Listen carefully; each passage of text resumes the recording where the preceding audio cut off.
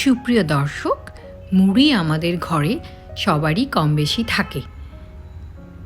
আজকে আমি মুড়ি দিয়ে একটা ডিফারেন্ট কিছু বানাবো এবং একই সাথে চিকেন দিয়ে মুড়ির একটা কম্বিনেশন করে একটা নতুন রেসিপি নিয়ে আজকে আমি হাজির হয়েছি, যা আপনাদের সবারই খুব ভালো লাগবে এবং আপনাদের কাজে আসবে। তো চলুন তৈরি করে নিই এই রেসিপিটি। আমি 4 টুকরা boneless চিকেন নিয়েছি। আপনারা চাইলে হাড়সহ মুরগির মাংস নিতে পারেন। এগুলোকে আমি চিকন চিকন করে কেটে নিচ্ছি, আপনারা দেখেই বুঝতে পাচ্ছেন। চিকন চিকন করে কেটে নিলে অনেকগুলোই হয়ে যাবে 4 টুকরা মুরগির মাংস থেকে। সেই জন্য আমি একটু পরিমাণে বেশি হওয়ার জন্য একটু চিকন টুকরো করে কেটে নিয়েছি। আপনারা চাইলে বড় বড় টুকরো দিয়েও এই রেসিপিটা করে নিতে পারবেন।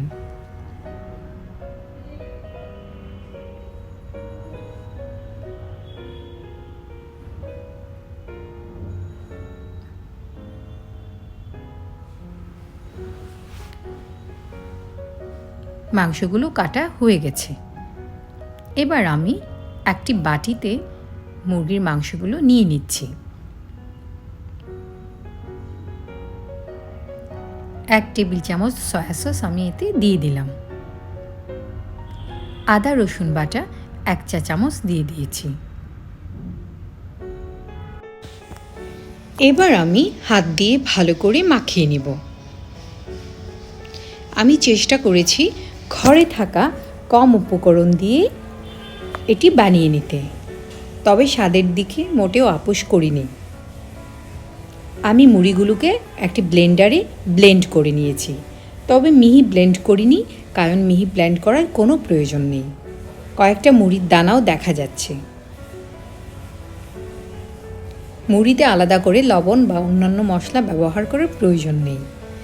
আমি মুরগির মাংসে অল্প পরিমাণ লবণ দিয়েছি, কেননা সয়া সসে লবণ আছে।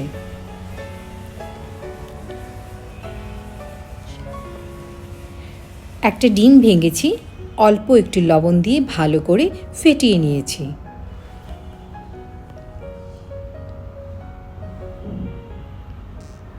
মাংসের পিসগুলোতে মুড়ি দিয়ে একটু কোট করে নেব।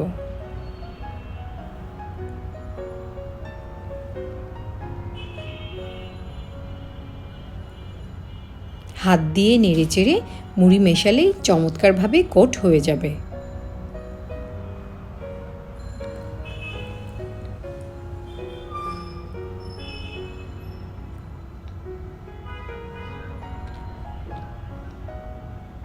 এটা খুবই ইজি একটা প্রসেস।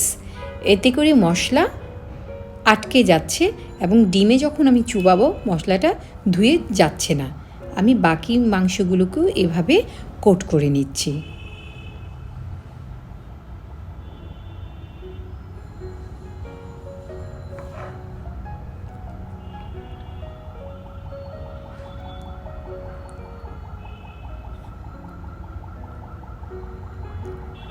আমি 2 ধাপে কোট করব।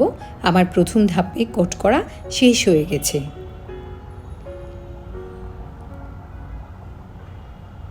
আপনি চাইলে মুড়ি ক্রাশ করে এভাবে বয়ামে ভরে রেখে দিতে পারেন, তাহলে যখন তখন আপনি সেটি বানিয়ে নিতে পারেন। এবার আমি সেকেন্ড কোট করব। সেকেন্ড কোট করার জন্য আমি ফেটিয়ে রাখা ডিমের মধ্যে চিকেনগুলো চুবিয়ে নিচ্ছি। তারপর আবারও মুড়ির মধ্যে দিয়ে দিচ্ছি।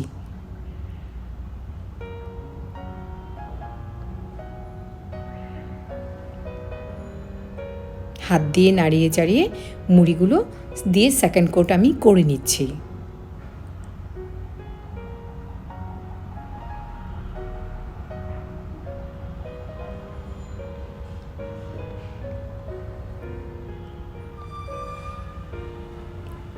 আমার সবগুলো কোট করা হয়ে গেছে।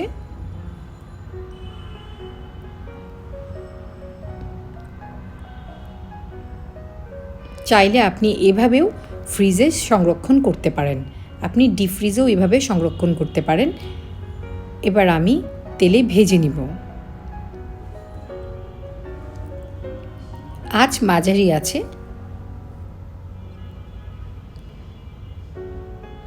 এই ফ্রাইগুলো করার জন্য ময়দা কিংবা ক্রামের কোনো প্রয়োজন নেই। চিকেন খুব দ্রুত সেদ্ধ হয়ে যায়, তাই খুব তাড়াতাড়ি হয়ে যাবে। ডিম থাকার কারণে এটা ফেনায় ভরে গেছে, কিন্তু আপনার কোনো সমস্যা হবে না। আপনি চামচ দিয়ে নেড়েচেড়ে এটা ইজিলি ভেজে নিতে পারেন। যেহেতু এটা বোনলেস করেছি, তাই যথেষ্ট তাড়াতাড়ি হবে। আর আপনি বোন দিয়ে যদি করে থাকেন, মুরগির রান অথবা লেগ পিস যদি করে থাকেন, তাহলে আপনি কম আঁচে নেড়েচেড়ে ভেজে আপনি এটি করে নিতে পারবেন। কোনো প্রকার প্রবলেম আপনাকে ফেস করতে হবে না আশা করি। আমি নেড়েচেড়ে ভেজে নিচ্ছি। এটা এতটাই ক্রাঞ্চি এবং এতটাই টেস্টি, এতটাই ফ্লেভারফুল যে আপনি আশা করতেই পারবেন না। আপনি এটা বানালেই শুধুমাত্র বুঝতে পারবেন আসলে এটা কতটা টেস্টি।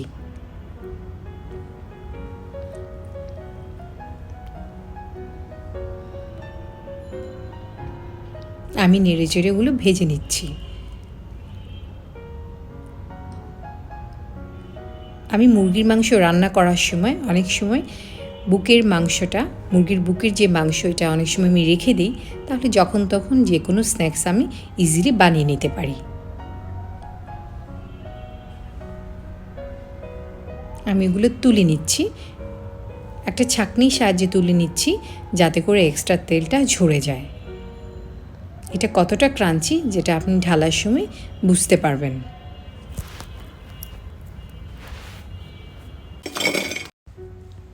শব্দ শুনেই বুঝতে পারছেন এটা কতটা ক্রাঞ্চি হয়েছে। আশা করি আপনারা এটি বানাবেন এবং বানিয়ে আপনাদের ফিলিংস আমাকে শেয়ার করবেন। এটার টেস্ট খুবই ভালো, কারণ মুড়ির একটা আলাদা টেস্ট আছে, আলাদা ফ্লেভার আছে, আর চিকেনের ফ্লেভারের সঙ্গে মিশে এটা আসলেই অনেক বেশি টেস্টি হয়েছে।